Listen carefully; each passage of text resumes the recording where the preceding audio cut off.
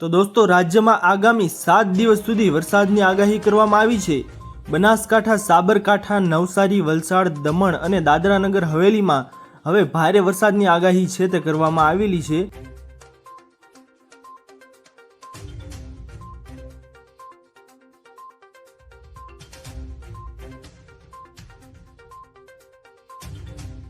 दोस्तों आप सौने जणावी दઈએ કે આજ રોજ પણ આગાહી મહત્વપૂર્ણ જે છે તે કરવામાં આવેલી છે।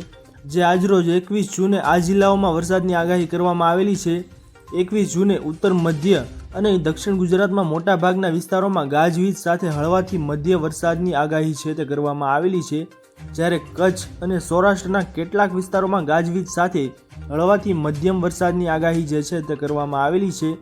આપ સૌને જણાવી દઈએ દોસ્તો કે આવતીકાલે એટલે કે 22 જૂને આ જિલ્લાઓમાં વરસાદની આગાહી જે છે તે કરવામાં આવેલી છે। જેમાં સૌરાષ્ટ્રના કેટલાક વિસ્તારો ગાજવીજ સાથે હળવાથી મધ્ય વરસાદની આગાહી છે તે કરવામાં આવેલી છે।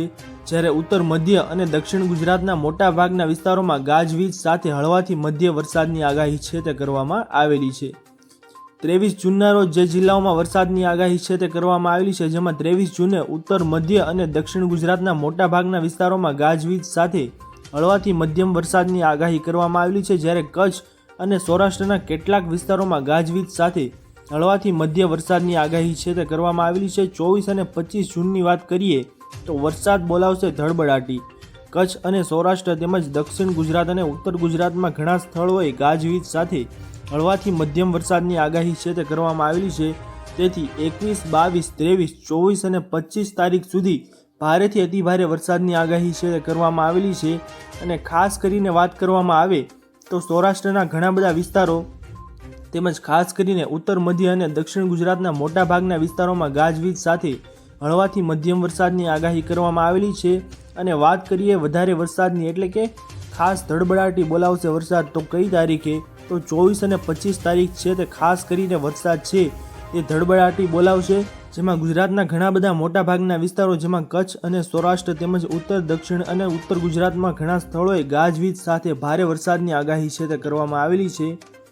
તેથી 24 અને 25 તારીખના રોજ ગુજરાતની અંદર ભારેથી અતિભારે વરસાદ છે તે ખાબકવાનો છે।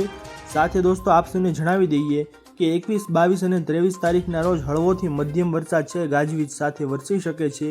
તે તારીખના રોજ એટલો ખાસ વરસાદ છે તે દેખાશે નહીં, પરંતુ 24 અને 25 તારીખના રોજ ભારેથી અતિભારે વરસાદની આગાહી છે તે કરવામાં આવેલી છે।